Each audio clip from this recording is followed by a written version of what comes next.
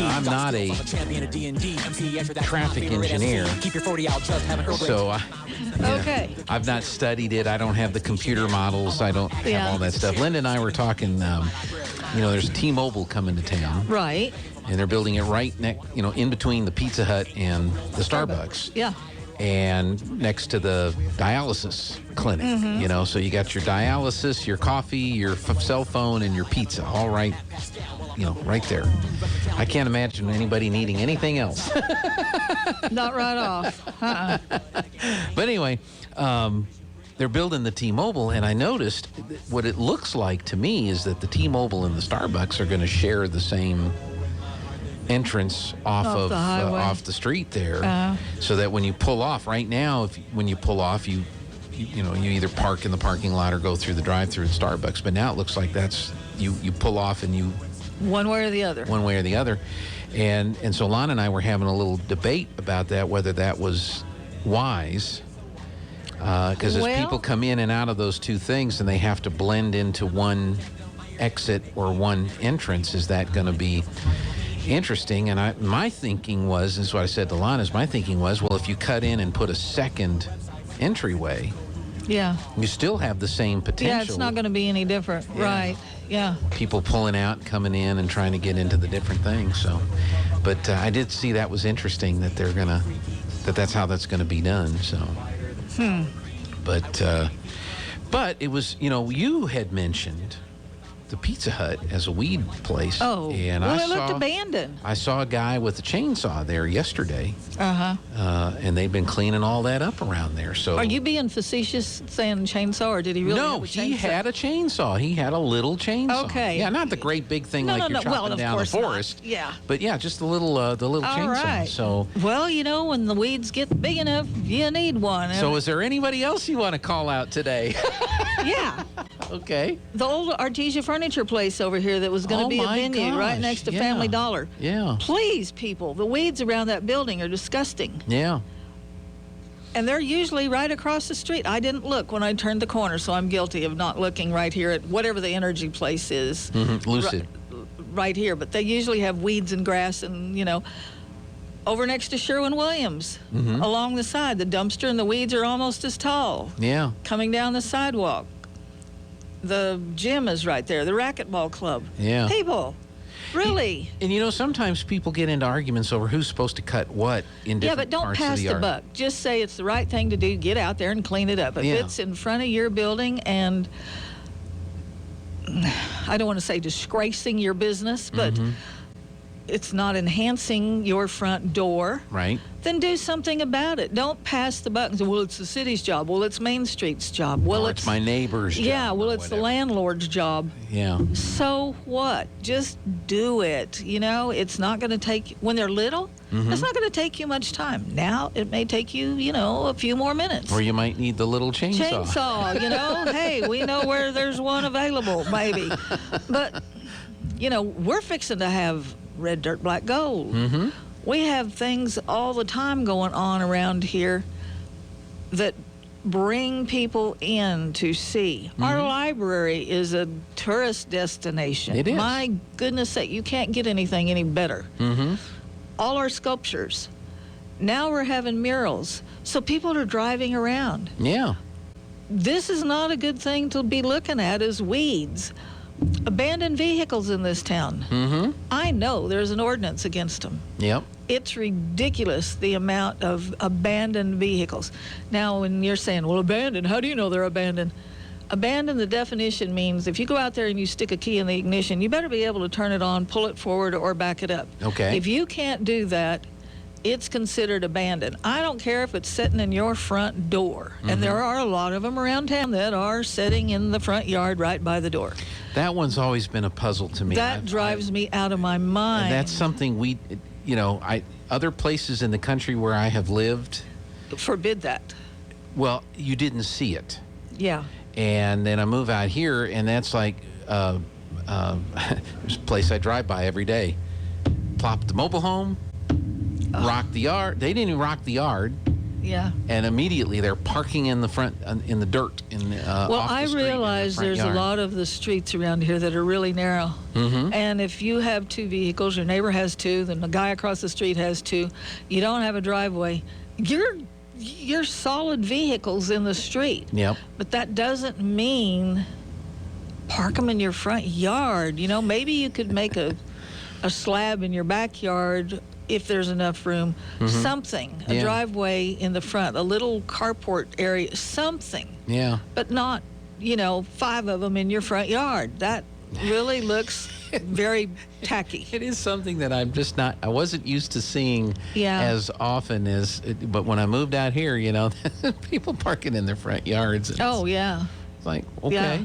And then people have, enclose the garages. Some of the older homes, they'll enclose the garage because they need more living space. Right.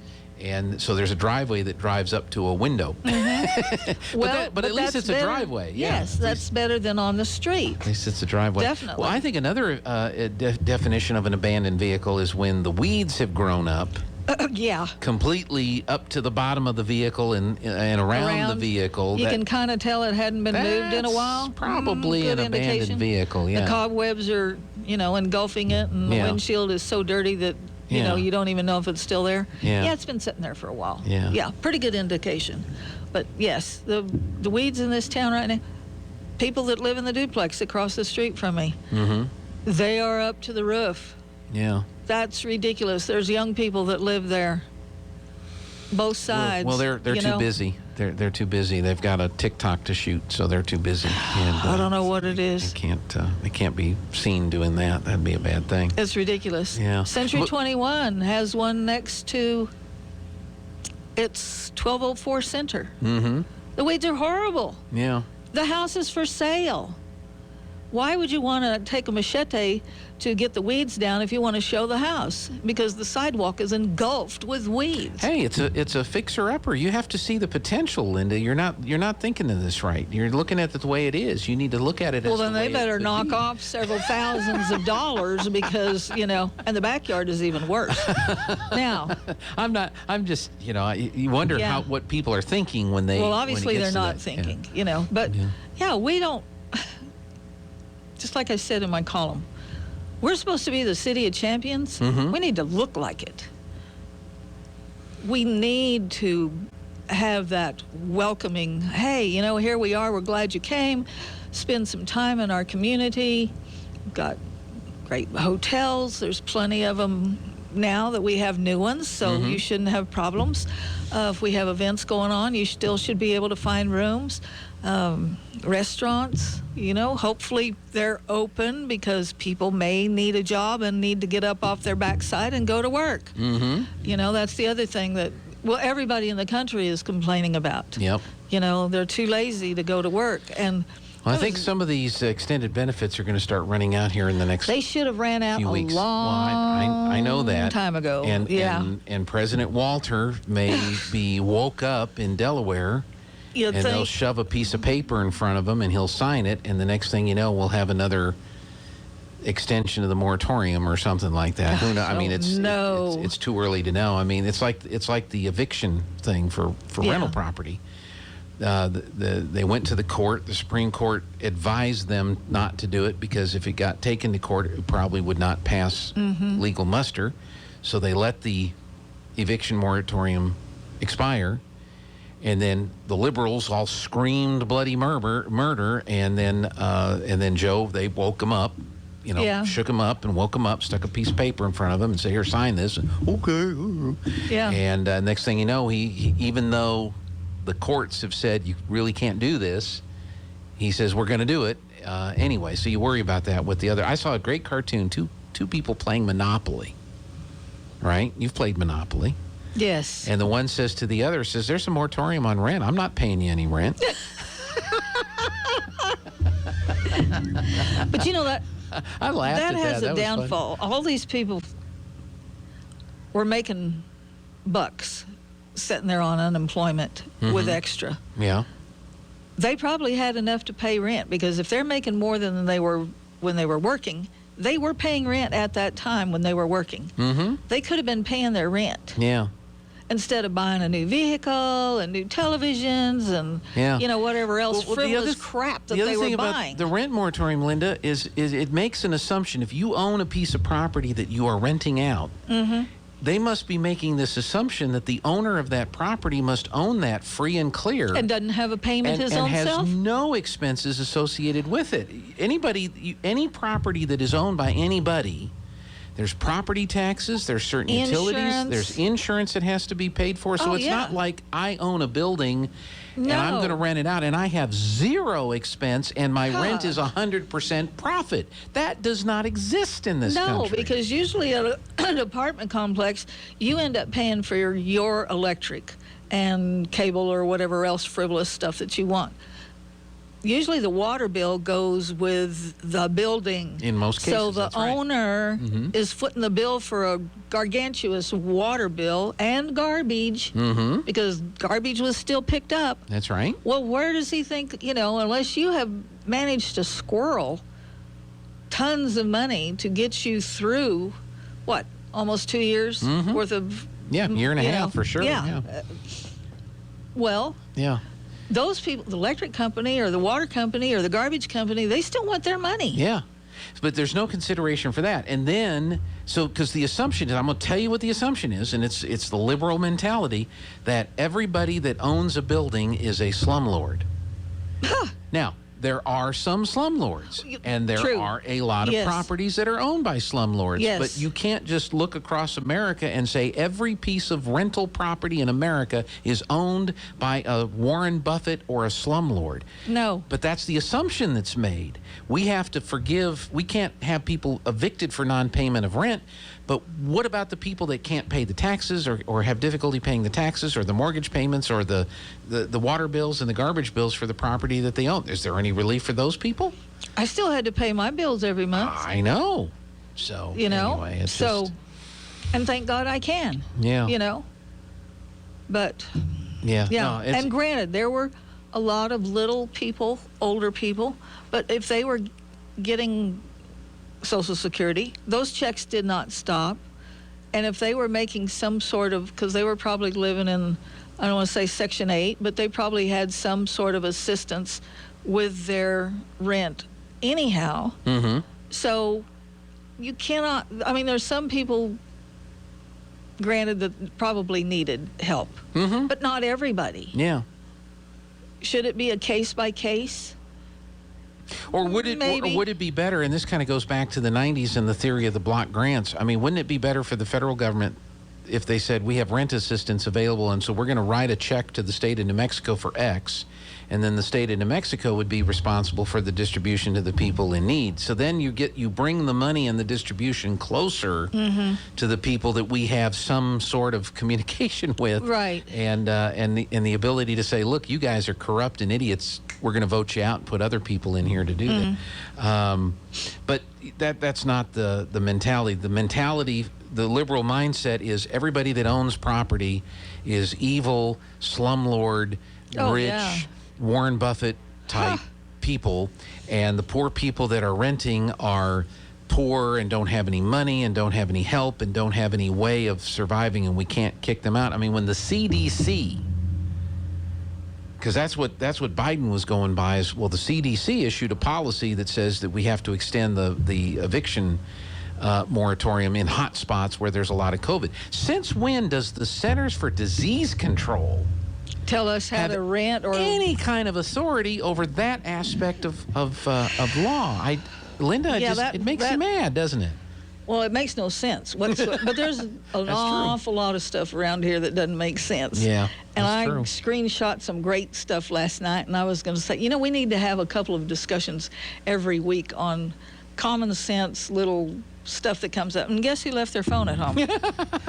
So much for that brilliant idea. Yeah. I even checked my back pockets because sometimes I have it back there and I can't feel it. Well, it's not there, so I'm sure it's laying right where I left it. I tell you, there's some really funny headlines with the Cuomo thing in New York, and I think one of the funniest ones I saw was the Bugs Bunny.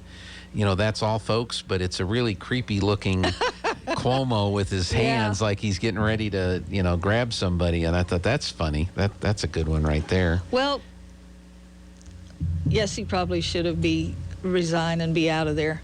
But it's just kind of like anything else. He got caught. Yep. How many other lowlifes do we have running this country that never have gotten caught? Here's the thing. Cuomo should be out of office, not just because the groping problem. Yeah, I mean, sexual harassment that's sufficient stuff, yeah. to, you know, if all that's true. Right. Then, yeah.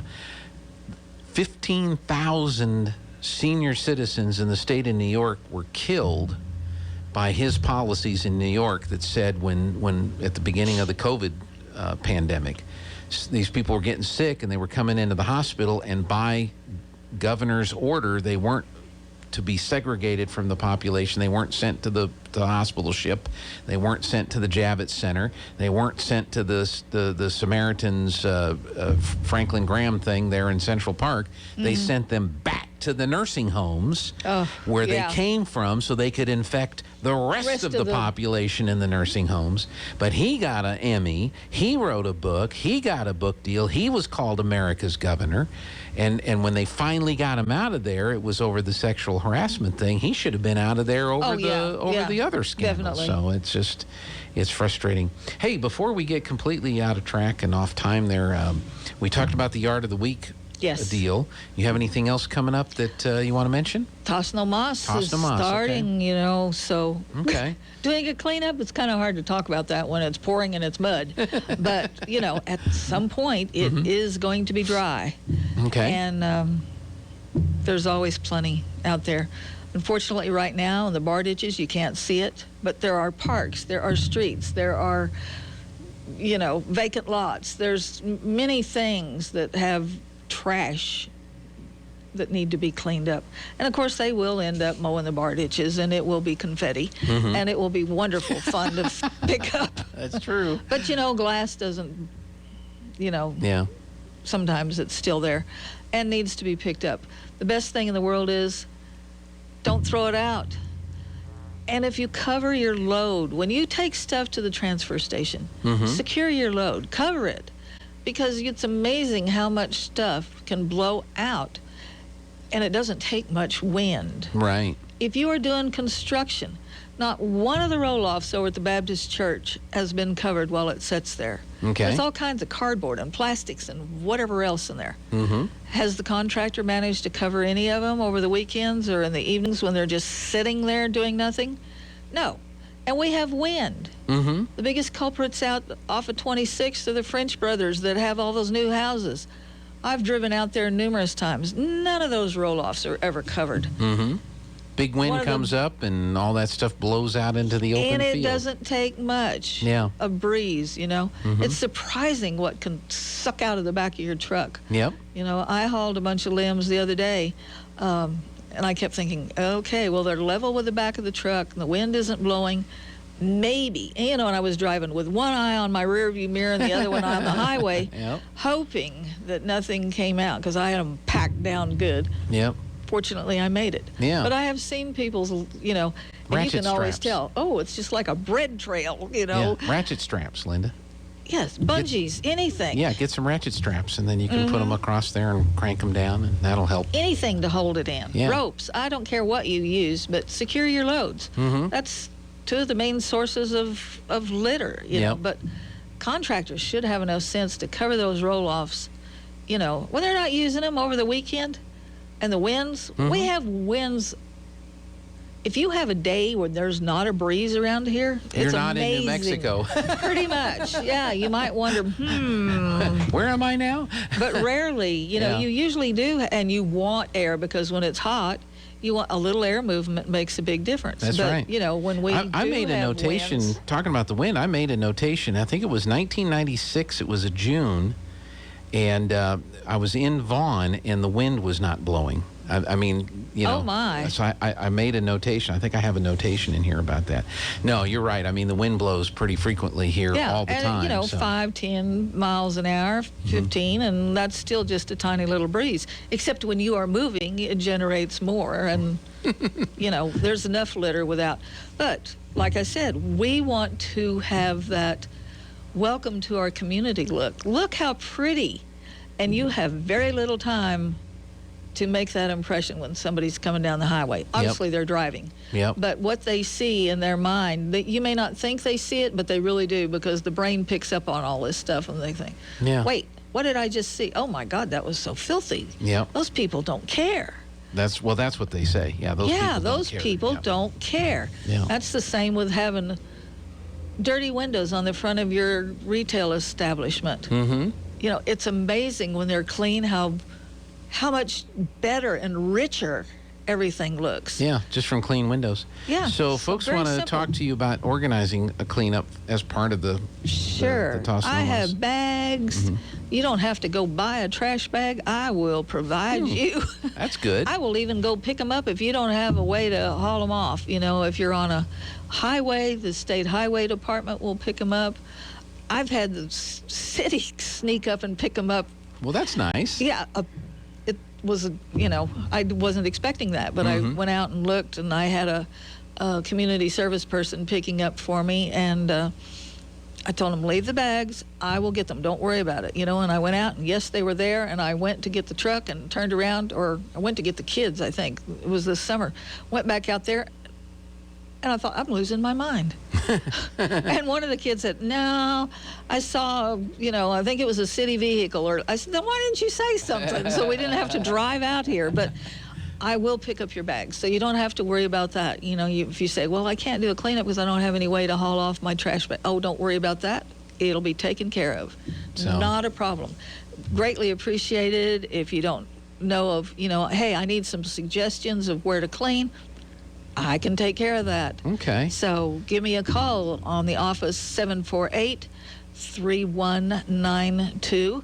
And if I don't happen to answer, there's a machine. It will pick up. I will call you back. Okay. So don't have to worry about that. So call Linda and get some cleanups organized here over the next couple of weeks. But like I said, you mentioned the red dirt, black gold is coming up. And we want to look neat and tidy, people. It's like, when Aunt so-and-so is coming to visit at your house, you better get your carpets vacuumed and dusted and whatever else. Well, our community needs to be spruced up. Yep. And yes, it's rained. Yes, we have weeds. But still, if everybody just took care of their own little property, it wouldn't be a big deal. And help your neighbor out if your neighbor's having trouble getting stuff done. Don't sit there and just pretend that you guys don't like each other. Yeah. Or even if you don't like each other, at least for this one cause, let's chop down and cut and mow, yes, around the mailboxes or in between and stuff like that. So definitely very helpful. All right, Linda, thank you so much. Oh, you're welcome. Appreciate you being here today. And did we solve anything? Of course we did. Oh, okay, good. Yeah. We solved just checking. Yeah, we solved all kinds of things. So. All right. All right, Linda, thank you so much, and we will see you next time. Right now, we're taking